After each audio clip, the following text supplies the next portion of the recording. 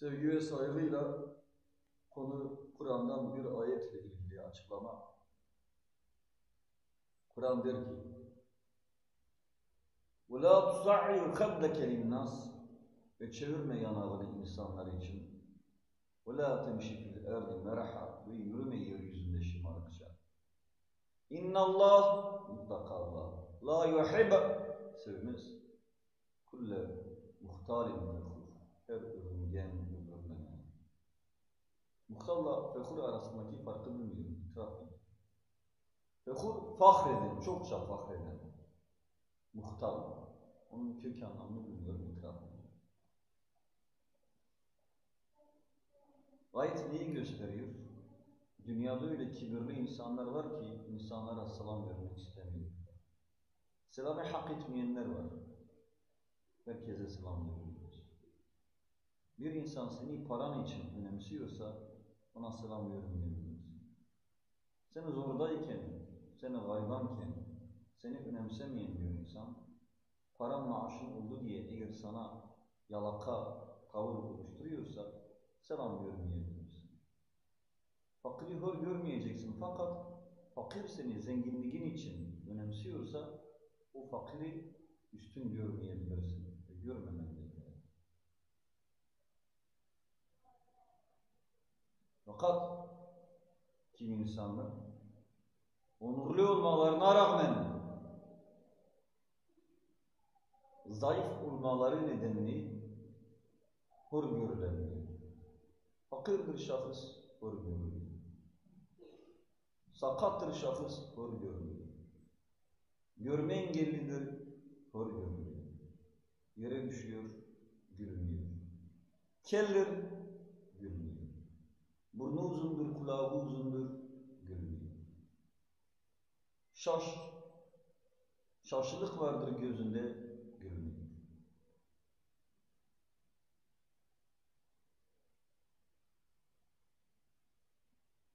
Sivilcelidir vücudu.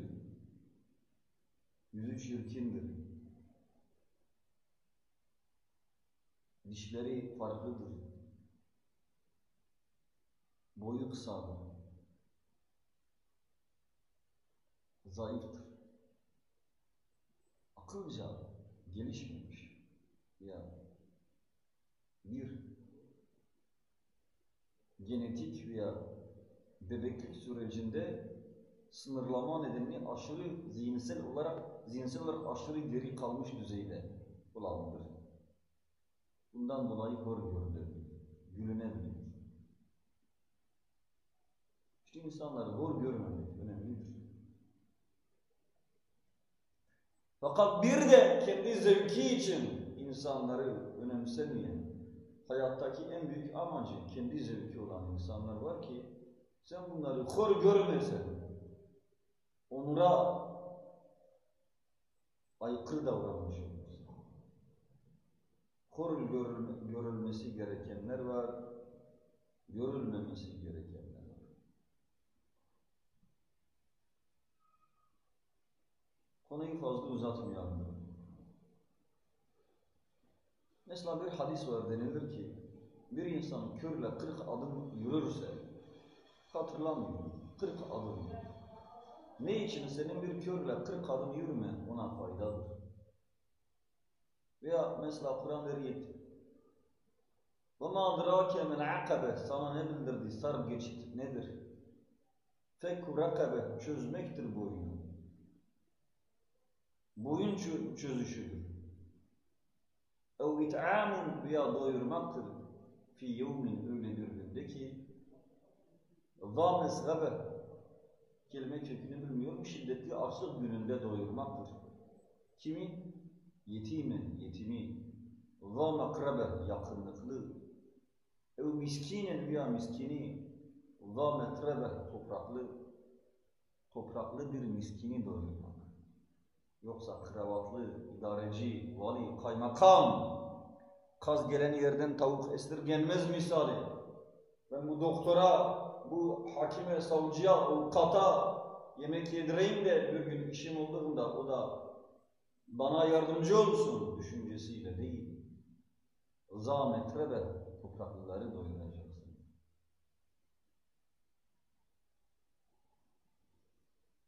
Hazreti İsa İncil'de der ki, sizden biriniz yemek vereceği zaman, ziyafet vereceği zaman, verdiği zaman, kardeşini, dostunu, sevdiğini, tam hatırlamıyorum, diyor, zengininiz çağrılmasın. Çünkü bunlar sizin yemeğinize karşılık veremiyorlar. Yemek, ziyafet verdiği zaman, körü, sakatı, kötürümüz çağırsınlar. Çünkü bunlar size karşılık veremezler. Bunların karşılığı doğru kişilerin dirildiği günde size verilecek. İftar daveti oluyor. Fakir insan çağrılmıyor. Zengin olan insan bir gün hani işim olduğunda işimi yapabilecek insan güzel davet. Fakat bakıyorsun kendi yakını çağrılmıyor.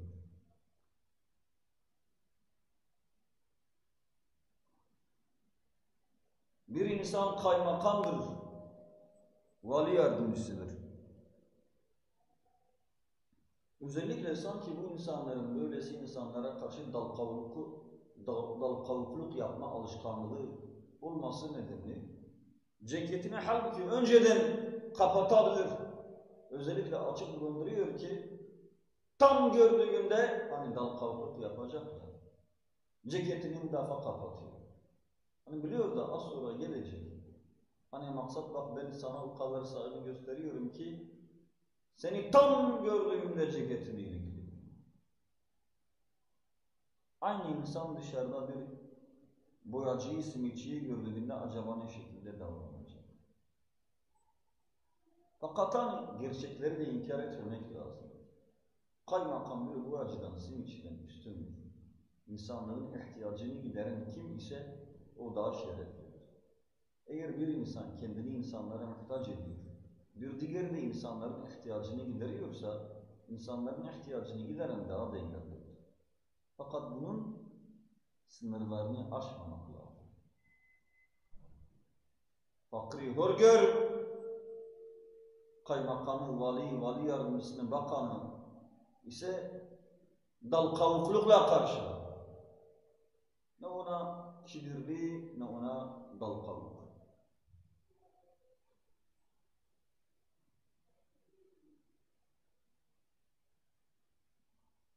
Hazreti İsa'nın evi yok.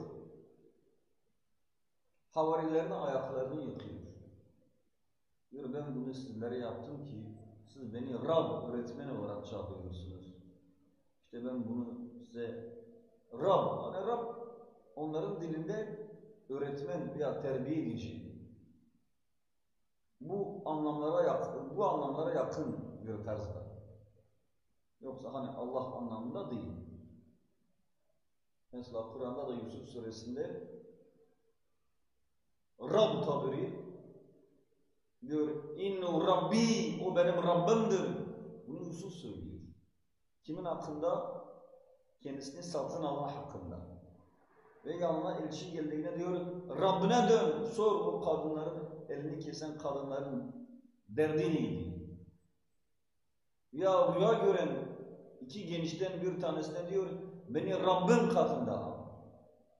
Rab hani sadece böyle sınırsız yaratıcı anlamda değil, terbiye edici. Hatta Kur'an'da kemarın beyan-ı sagira, nasıl ki küçükken beni terbiye ettilerse. Anne de bir yönüyle insanın Rabbidir. Anne, baba, terbiye edici. Düzenleyici. Efendi. Kölenin sahibi. Neyse.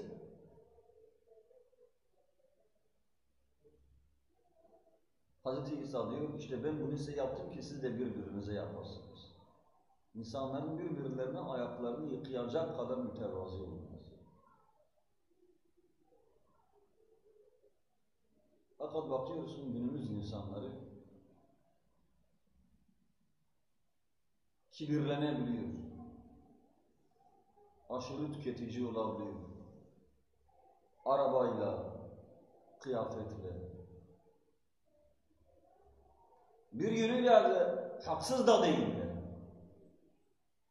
Çünkü insanlar öyle bir insanı görebiliyor ki yıllar boyunca sen insanlara dürüstlüğü aktarıyorsun. aşağılanıyorsun, incitiliyorsun.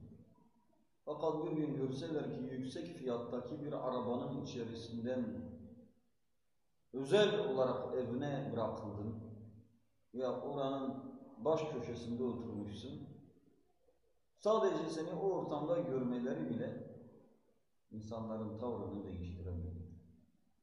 Fakat insanlar böyledir diye biz bu insanları kriter almamak zorundayız.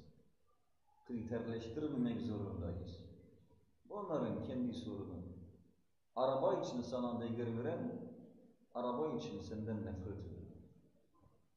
Sana değer veren, dürüstlüğün için değer versin, değer vermeyen de ne hali varsa kendisi. Mazlum olan insanların hor görülmemesi, hatta sadece mazlum olan insanların değil, hayvanın, bitkinin, taşın bile hor görülmemesi. Münafıklar müstesna, ateistler gibi. Bundan dolayı mesela bir kuzu eti, bir piliç eti bile yenilmemesi. Yavrudur diye eti daha bir hoşuna gidiyorsa, halbuki bir yavrunun etinin yenilmesi vicdana aykırıdır. Kuzu ve piliç eti yemek vicdana aykırıdır. Ya ben sorayım, kendi vicdanınıza sorun, vicdanınız size ne diyor?